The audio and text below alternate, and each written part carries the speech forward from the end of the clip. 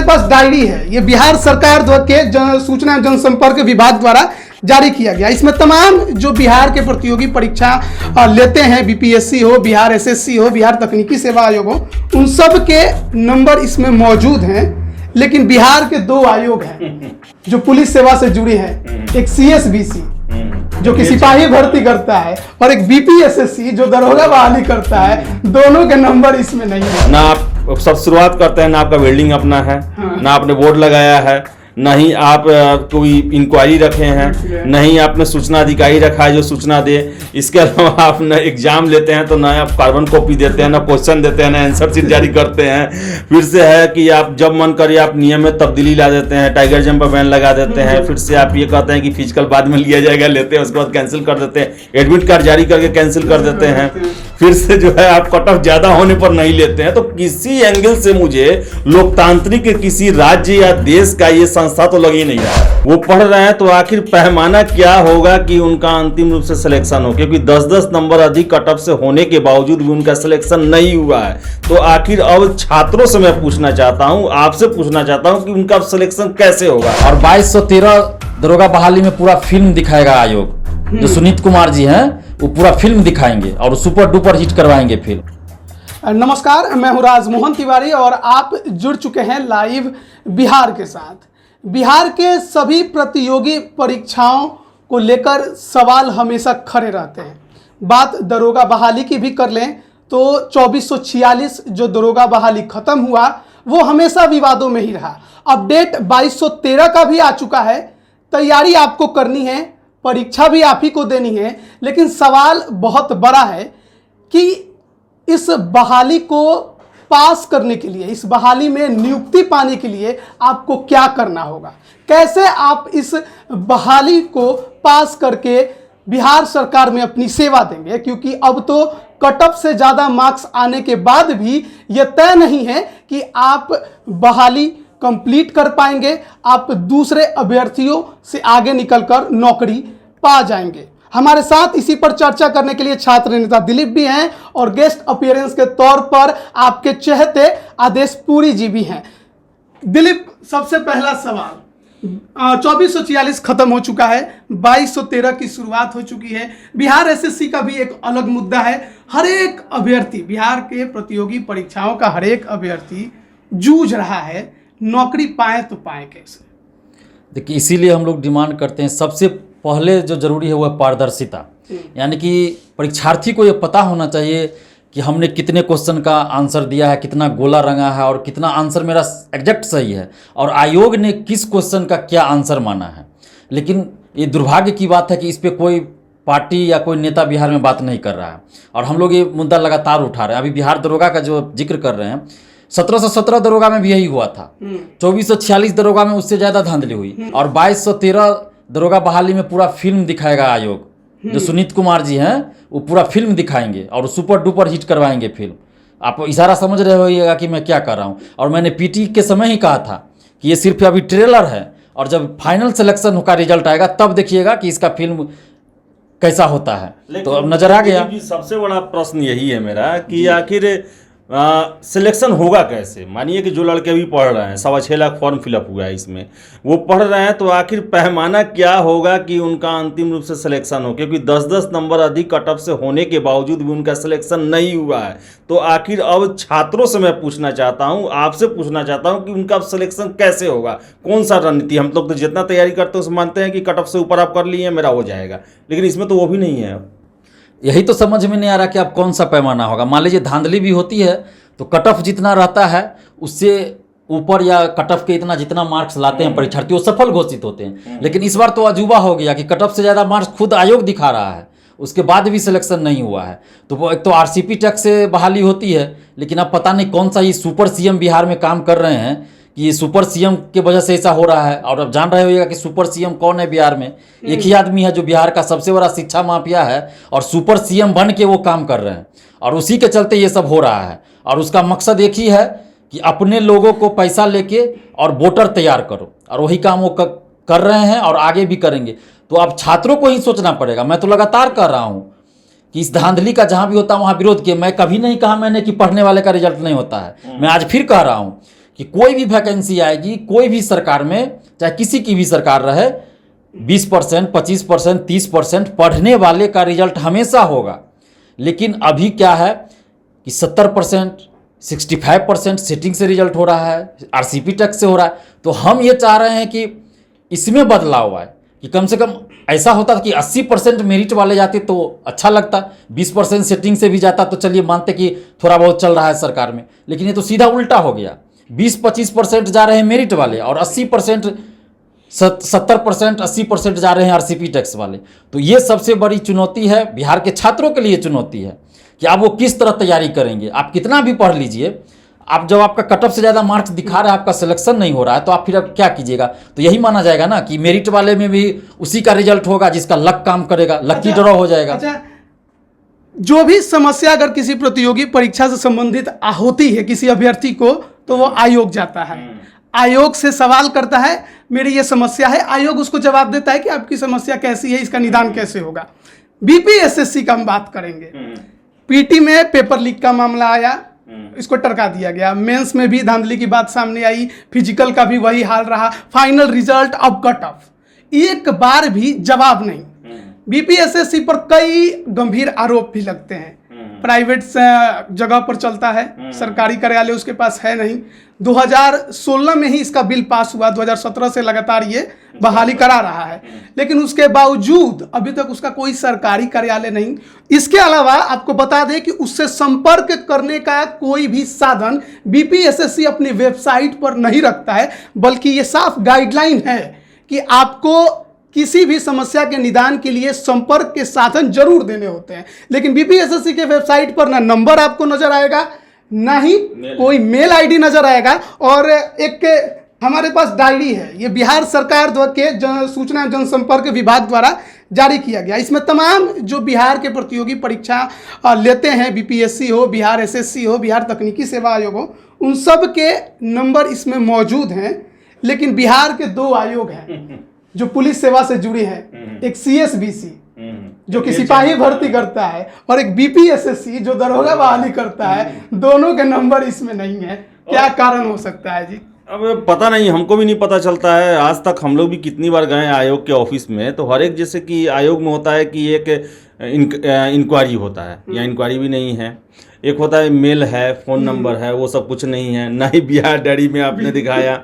और सबसे बड़ा देखिए कि केंद्रीय चयन परिषद जो है, सिपाही भर्ती को सरदार पटेल भवन में जगह मिला है, लेकिन ये दरोगा ऐसा इम्पोर्टेंट जिसको बिहार विधान परिषद ने इसे पास किया इस बिल को गठन करने के लिए, और वो एक आरपीएस मोड़ के अपार्टमेंट में, वहाँ एक बोर्ड भी आप नहीं देखे होंगे कभी, और ना ही कोई लगता ही नहीं है कि दरोगा का बहाली यहाँ होता है। छोटे मोटे पद के लिए बहाली के लिए बड़ा बड़ा बिल्डिंग दे दिया जाता है। तो मुझे तो लगता है ये होता है कि पता नहीं, मुझे तो विश्वास चिट फंड का अंग है कि नहीं, ये वही तो डायरी में भी देख के नहीं लग रहा है कि बिहार सरकार का ये है, बिहार सरकार का अंग है कि नहीं है, ये भी देख के हमको बहुत आश्चर्य लगता है। और ऐसा नहीं होना चाहिए। देखिए, कोई भी आयोग जो है, सरकार उसके लिए साफ कर दिया है कि सूचना अधिकारी भी एक होना चाहिए, जो आप सूचना मांगते हैं वो देना है। लेकिन बिहार में ये कैसा सुशासन है कि आप ये ऐसा आयोग बन गया है कि ऐसा लगता है कि जैसे दिलीप ने कुछ देर पहले बात कही कि देसी रियासत जो हुआ करते थे कि केवल कंट्रोल रहता था वो केंद्र का, बाकी वो स्वतंत्र होते थे कुछ भी करने के लिए, वैसा ही ये बन गया है बीपीएसएससी आयोग। और सबसे पहले बात देखिए कि मैं कैसे मान लूँ कि ये सरकार द्वारा ये संगठित किया गया है, चाहे इसे बनाया गया है। ना आप सब शुरुआत करते हैं, ना आपका बिल्डिंग अपना है, ना आपने बोर्ड लगाया है, ना ही आप कोई इंक्वायरी रखे हैं, ना ही आपने सूचना अधिकारी रखा है जो सूचना दे। इसके अलावा आप ना एग्जाम लेते हैं तो ना आप कार्बन कॉपी देते हैं, ना क्वेश्चन देते हैं, ना आंसर शीट जारी करते हैं। फिर से है कि आप जब मन करे आप नियम में तब्दीली ला देते हैं, टाइगर जंप पर बैन लगा देते हैं। फिर से आप ये कहते हैं कि फिजिकल बाद में लिया जाएगा, लेते हैं, उसके बाद कैंसिल कर देते हैं, एडमिट कार्ड जारी करके कैंसिल कर देते हैं। फिर से जो है आप कट ऑफ ज़्यादा होने पर नहीं लेते हैं। तो किसी एंगल से मुझे लोकतांत्रिक किसी राज्य या देश का ये संस्था तो लग ही नहीं रहा है। ये तो ऐसा लग रहा है कि हाँ, मुझे मन होगा, चेहरा जिसका अच्छा लगा उसको मैंने ले लिया। क्या दिलीप जी? यही लगा, बिल्कुल। मान लीजिए तालिबानी जैसे शासक लग रहा है, तालिबान का शासन चलता है ना, देख रहे होइएगा, वो इस तरह का लग रहा है कि बिहार में तालिबानी शासन चल रहा है, यानी तालिबानी आयोग कह दीजिए इसको। न ईमेल आईडी दिया हुआ है, पहले था फिर हटा दिया कब गया। कब था? और ये आज जब जवाब नहीं। दरोगा में धांधली का मुद्दा जब से हम लोग उठाना शुरू किए हैं तब से हटा दिया गया है। 3 या 4 फोन नंबर भी था, उस पर फ़ोन करने के बाद वहाँ रिस्पांस भी मिलता था, लोग जवाब भी देते थे कुछ कुछ। लेकिन जब से धांधली का बात हुआ, आरोप लगा, हम लोग आंदोलन शुरू किए, तब से नंबर भी हटा दिया गया, ईमेल आईडी भी हटा दिया गया, कोई सूचना नहीं। मतलब आप वहाँ जाइए तो नीचे 4-5 पुलिस रहते हैं, हमेशा 10 पुलिस रहते हैं, वही लोग आपको जवाब दे के भगा देगा, मिलने नहीं दिया जाएगा। जब जाइए कहेंगे बीपीएसएससी के चेयरमैन नहीं है, अधिकारी नहीं है, पता नहीं लोग तालिबान से शासन चला रहा है, उसमें कि क्या कर रहा है समझ ही में नहीं आता है। तो भाई इसको इस सबको पैसा किस लिए मिल रहा है जब आयोग में वो आते ही नहीं ऑफिस में। सबसे बड़ी बात की आदेश जी ने कहा कि ना बिल्डिंग है इनका सरकारी, ना कुछ है, तकनीकी सेवा आयोग का बिल्डिंग है, आलीशान बंगला है, भवन है, और बीपीएसएससी को देने के लिए एक भवन नहीं है बिहार सरकार के पास। अगर नहीं है तो बोले, हम सिपाही भर्ती को सरदार पटेल की सिपाही जगह भर्ती दिया को गया दिया है, लेकिन इनको नहीं दिया अच्छा, गया है। एक और बात समझने वाली है कि 2 जो आयोग हैं, सीएसबीसी और बीपीएसएससी, दोनों ग्राउंड जीरो पर पुलिस प्रशासन के मुख्य अंग है, और यही दोनों जब भी जवाबदेही की बात आती है तो मुकरते नजर आते हैं, खासकर बीपीएसएससी। ऐसा क्यों आपको नजर आता है? वो ये तो मेरा भी प्रश्न है। मैं हमेशा भी अपने वीडियो में ये प्रश्न पूछता हूँ कि आप लॉ एंड ऑर्डर यूएसपी बताते हैं। बिहार में 16 साल से नीतीश कुमार का सरकार है, कहते हैं लॉ एंड ऑर्डर यूएसपी है मेरा, कोई कंप्रोमाइज नहीं कर सकते हैं। और लॉ एंड ऑर्डर को यही ग्राउंड पे ही संभालते ही है। दरोगा और सिपाही नहीं रहे तो आप कितना भी आईपीएस बैठा लिए, कुछ नहीं होने वाला है। लेकिन इन्हीं की भर्ती में सबसे बड़ा जो है वो शक शुबा लगा रहता है, आरोप लगता है। तो गलत अगर कैंडिडेट जाएंगे, अगर पारदर्शिता नहीं बरती जा रही है, जैसा कि अभी इनके कार्रवाइयों से पता चल रहा है कि पारदर्शी पूरी तरह से प्रक्रिया नहीं है, अगर नहीं जाएंगे तो मानिए जो पैसे देकर या 2 नंबर तरीके से अगर इसमें भर्ती होगा, वो पूरे जीवन यही काम करेगा। क्योंकि नौकरी किसी भी व्यक्ति के जीवन में बहुत बड़ा चीज़ होता है। कहा था कि इंसान की 2 बार शादी होती है, एक नौकरी से और एक महिला से शादी होती है, जिसे घर वाले करते हैं। तो अगर नौकरी अगर इस बूते लाएगा तो उसको विश्वास हो जाएगा कि पूरा दुनिया जो है इसी तरह चलती है, और ऐसा हो भी रहा है। पुलिस डिपार्टमेंट थाना जो है उस पर क्या क्या मजाक बनता है, और उनकी कारगुजारी जो है पता चलता है कि कैसे गलत करके वो लोग काम करते हैं। तो इसका कारण भी यही है, ये आप पूरा व्यवस्था को चौपट कर रहे हैं। इसका मतलब है ऐसे लोगों की भर्ती होगी तो आगे आने वाले 25-30 साल तक बिहार में लॉ एंड ऑर्डर ऐसा ही गिरेगा, इससे भी बदतर होगा। आप क्या सोचते हैं इसमें? बिल्कुल सही कहा आदेश जी ने। जब 25 लाख देके कोई दरोगा बनेगा, 55 लाख 60 लाख देके डीएसपी और डिप्टी कलेक्टर बनेगा, तो क्या ईमानदारी से काम करेगा? और आखिर प्रशासन में भर्ती किया जाता है, चाहे वो कर्मचारी की भर्ती कीजिए या अफसर की भर्ती कीजिए, दरोगा या पुलिस की भर्ती कीजिए, अल्टीमेट उसका उद्देश्य क्या है? कानून व्यवस्था सही रखना और विकास कार्यों को तेज़ी से लागू करना। जो सरकार की योजना होती है तो उसको कार्यान्वित करना। लेकिन जब उसमें जाएंगे पैसा दे के लोग, तो फिर सरकारी योजना का तो लूट होगा ना। जैसे अभी नल जल योजना में लूट हो रहा है, जल जीवन हरियाली में लूट हो रहा है। तो ये क्यों हो रहा है? क्योंकि पैसा दे के लोग सिस्टम में गए हैं। तो पैसा 25 लाख दे के जाएंगे तो कम से कम उसका 2 गुना 3 गुना तो वसूलने का काम करेंगे। और जो पैसा दे के जॉब लेगा तो ईमानदारी से काम कर ही नहीं सकता है, क्योंकि उसका तो स्वाभिमान ही पहले से गिर गया है। अच्छा, हाल में एसटीईटी का भी मुद्दा बहुत गरमाया था, विपक्ष भी सड़क पर आया था, उनके समर्थन में हमें दिखाई दिया। ये दरोगा बहाली और सिपाही बहाली में विपक्ष कहाँ गायब हो जाता है? ये मैं दिलीप से पूछना चाहता हूँ, यही सब जगह जाते हैं। देखिए, मैं तो शुरू से कहते आ रहा हूँ कि दरोगा बहाली में और सिपाही बहाली में बहुत बड़ा खेला खेला जा रहा है। और इसकी सीबीआई जांच जब होगी तो बड़े बड़े लोग अंदर जाएंगे, और इसमें पक्ष विपक्ष सब की मिली भगत है। नहीं तो आप बताइए कि एसटीईटी में आखिर ऐसा क्या बात था कि सारा विपक्ष उतर गया सड़क से लेके सदन तक? जबकि उसमें आप देख लीजिए, मैं छात्र के आंदोलन का समर्थन करता हूं, लेकिन उसमें आप देखिए कितना दिन आंदोलन हुआ, सिर्फ 1 दिन। कोई मीडिया में भी कुछ खबर नहीं आया जाता। लेकिन दरोगा बहाली में देखिए 5 बार प्रदर्शन 2020 में हुआ, लाठीचार्ज हुआ, 10 छात्र जेल गए, लेकिन कहीं कोई मुद्दा विपक्ष के द्वारा नहीं उठाया जाता। अगर पूछिएगा, माइक लगा दीजिएगा किसी के मुंह में, नेता में, तो बोलेगा हम छात्रों के साथ खड़े हैं, अंतिम सांस तक लड़ेंगे। 19 लाख रोजगार, बस अंतिम सांस तक लड़ेंगे। लेकिन अंतिम सांस तक तुम तो 2 शब्द बोल नहीं रहे हो कि सीबीआई जांच होना चाहिए, और अंतिम सांस तक लड़ेंगे। तो नहीं लगता है कि जैसे कि जिस प्रकार हम लोग सत्ता पे सवाल खड़ा करते हैं इस बहाली में धांधली को लेकर, खासकर ये सिपाही और दरोगा वाले में, तो नहीं लगता है कि शायद विपक्ष वालों का भी इसमें हाथ हो, उनके भी आदमी सेटिंग इसमें से गए हो? मैं तो वही कह रहा हूँ ना कि जब विपक्ष इस मुद्दे को नहीं उठा रहा है सही तरीके से, हालांकि आरजेडी ने कार्यस्थगन प्रस्ताव पीटी के समय लाया था, लेकिन विधानसभा अध्यक्ष ने उस समय एक्सेप्ट नहीं किया, जो अभी विजय चौधरी जी हैं शिक्षा मंत्री, वही थे उस समय। लेकिन मेरा कहना है कि ठीक है, सरकार के अगेंस्ट ही है तो वो नहीं एक्सेप्ट किया। लेकिन आपके पास उस समय 80-82 विधायक था आरजेडी के पास, कांग्रेस के पास भी विधायक थे जो विपक्ष में थे। तो इन लोगों को अगर सदन में ये लोग अड़ जाते तो क्या सीबीआई जांच नहीं होती? जैसे अन्य मुद्दों पे ये लोग अड़ जाते हैं, सड़क पे वो आंदोलन करते हैं, सदन में बहिष्कार करते हैं, वहाँ मुद्दा उठाते हैं, उस तरह से अभी भी ये लोग चाहेंगे तो सीबीआई जांच। विधायकों की पिटाई का मामला कितना बड़ा मुद्दा है? विधायकों की पिटाई वाला तो बहुत बड़ा मुद्दा है, लेकिन अब हम क्या कहें, हमको तो शर्म आती है कहते हुए कि ये कैसा विधायक है बिहार का जो मार खा के भी उसी भी सदन में जा रहा है और कोई कार्रवाई किसी पे नहीं हुआ। तो आप इसी से सोचिए कि जो अपने लिए नहीं लड़ सकता वो हम छात्रों के लिए क्या लड़ेगा। सिर्फ 2 पुलिस वाला को सस्पेंड कर दिया गया। आप कहीं का रिकॉर्ड दिखा दीजिए कि क्या कोई पुलिस वाला बिना किसी के परमिशन के, ऑर्डर के किसी पे डंडा चलाएगा? डीएम और एसपी साहब दोनों कोई थे, डीएम और एसपी साहब दोनों आदमी थे, और उसके बावजूद 2 सिपाही पर कार्रवाई हुआ। तो अब क्या करे? 2213 बहाली तो आ रही है, कोर्ट भी बहुत बच्चे गए, पीटी से ही गए, फिजिकल निकल गया, फाइनल रिजल्ट हो गया, अब तो समय आ गया है ज्वाइनिंग वाइनिंग आगे ट्रेनिंग होने का।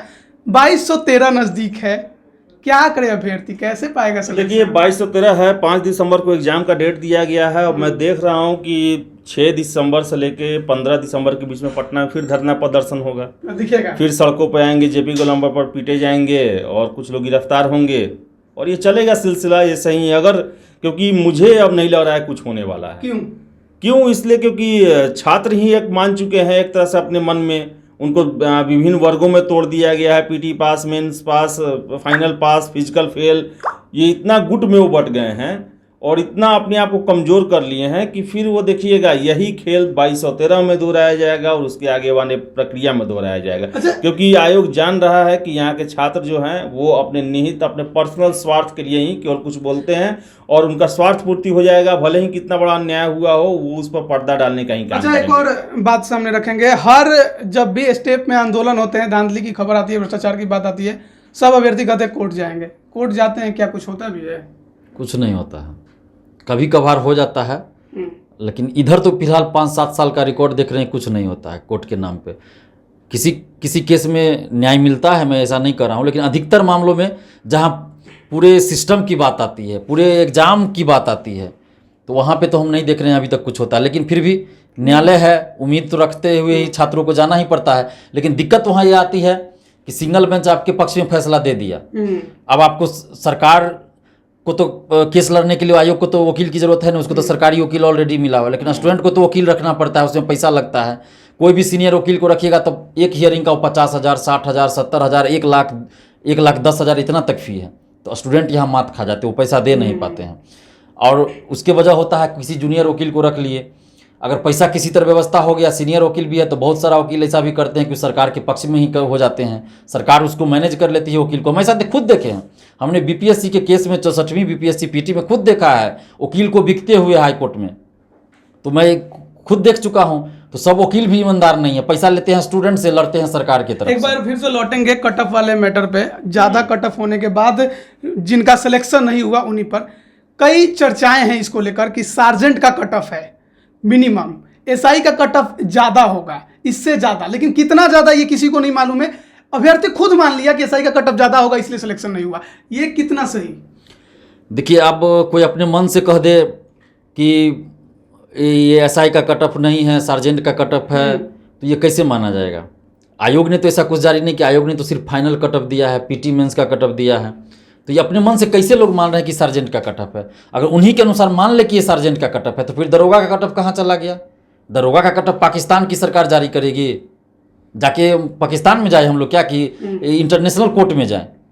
तो ये अपने मन से ये लोग शिक्षा माफिया है जो इस तरह की बात कर रहे हैं। मैं सीधा सीधा बोल रहा हूँ, ये लोग आयोग और सरकार के चमचे हैं, शिक्षा माफिया है, ये दलाली करते हैं, और एक तरह से कहिए तो सरकार और आयोग का प्रवक्ता है ये लोग। सरकार और आयोग का प्रवक्ता बन के घूम रहे हैं, और ये सेटर है, शिक्षा माफिया है। ये लोग चाहते नहीं है कि छात्र एकजुट हो, और यही लोग छात्र की एकता को तोड़ने का प्रयास करते हैं। इन लोगों को आयोग के अध्यक्ष फोन करके बोले होंगे, जरूर जाहिर सी बात है, फोन करके बोले होंगे। नोटिस में तो अगर है ये सार्जेंट का कट ऑफ तो आयोग बोले ना, या फिर ये लोग बताए कि ये दरोगा का कट ऑफ क्यों नहीं जारी किया गया, दरोगा का कट ऑफ कहाँ चला गया? आप क्या सोचते हैं इस बारे में जी? देखिए, वही तो दिलीप का कहना सही है कि ये आप कौन होते हैं अंदाज़ा लगाने वाले? आपने अंदाज़ा लगाया था कि डेट ऑफ बर्थ पर कट ऑफ निकाला जाएगा? आपने अंदाज़ा लगाया था कि कट ऑफ से ज़्यादा होने के बावजूद भी मेरा नहीं होगा तो हम संतुष्ट हो जाएंगे? तो आप अपने से ये ना लगाएं। वो तो एक गलती किए हैं, उस गलती को छिपाने के लिए हज़ारों गलती करते जा रहे हैं, और आप उसको स्वीकार करके उसके पक्ष में तर्क देके उस पर मोहर लगा रहे हैं कि वो सही किए हैं। अगर ऐसा वो करेंगे तो कोर्ट में भी ये साबित कर देंगे कि कट ऑफ ज़्यादा होने के बावजूद भी हमने आपको नहीं लिया, इसके लिए ये कारण थे। उसमें से कुछ लोग संतुष्ट भी हो जाएंगे। ऐसा नहीं लगता है कि कारण खुद अभ्यर्थी उनको दे देते हैं? हाँ, वही तो कारण है कि देखिए, सबसे बड़ा बात कि आप इतने मजबूर क्यों होते हैं? आपने परीक्षा दिया, आपने तैयारी किया है, और आयोग ने कोई आपको परीक्षा तैयारी करने के लिए पैसा और वो संसाधन नहीं दिया है कि आप उसके लिए इतने मेहरबान हैं। आपने तो उसने तो आपके साथ अन्याय किया है कि आपको कट ऑफ होने के बावजूद भी आपको बाहर कर दिया, और आप उसके पक्ष में तर्क दिए जा रहे हैं। जबकि साधारण सा तर्क ये होता है कि जो प्रक्रिया होता है उसमें हम पास करते हैं तो अगले फेज में जाते हैं, और एक कट ऑफ होता है उसको उससे ज़्यादा हम अंक लाते हैं तो मेरा सिलेक्शन होता है, जो कि आपके साथ नहीं हुआ। तो आप तो उसके गलत कार्यों को खुद से मोहर लगा के एक तरह से सही करने का प्रयास कर रहे हैं। गलत है। दरोगा बहाली आयोग यानी बीपीएसएससी और इसके चेयरमैन सुनीत कुमार पर आप क्या कहेंगे? देखिए, मैं तो अब यही अध्यक्ष हैं और इन पर इतना आरोप लग रहा है तो इनको स्पष्ट करना चाहिए, स्पष्ट इनको सामने आना चाहिए और स्पष्ट करना चाहिए लगातार। देखिए, कोई इतने वो आईपीएस अफसर रहे हैं, 35-36 साल बिहार की सेवा किए और इतने जिम्मेवार आयोग के अध्यक्ष हैं, तो मैं तो यही चाहूँगा कि आपके खिलाफ 1-1.5 सालों से हम लोग ही खबरें चला रहे हैं। हमारे सामने ही छात्र आके आप पर क्या क्या आरोप लगाते हैं। दिलीप भी है, आप पर सबसे ज़्यादा आप ही पर ही शक करते हैं कि आप ही के अंडर में सब कुछ होता है, ये जितना भी गड़बड़ है। और इसका सबसे बड़ा कारण है कि आप जवाब नहीं देते। हाँ, तो इसका है कि आपको स्पष्टीकरण जरूर देना चाहिए। ऐसे नहीं है कि आप किसी से बात ना करें या आप पर जो आरोप लगे तो आप कान में तेल डाल के सो जाएं।